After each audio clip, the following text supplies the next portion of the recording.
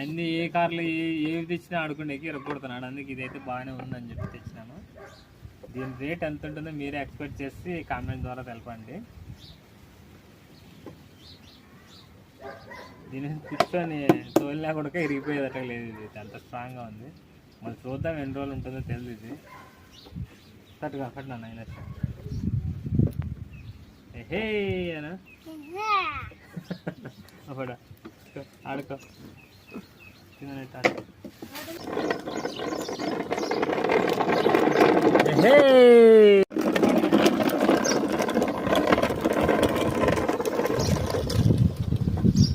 రా మళ్ళా తిప్పుకోరా రా.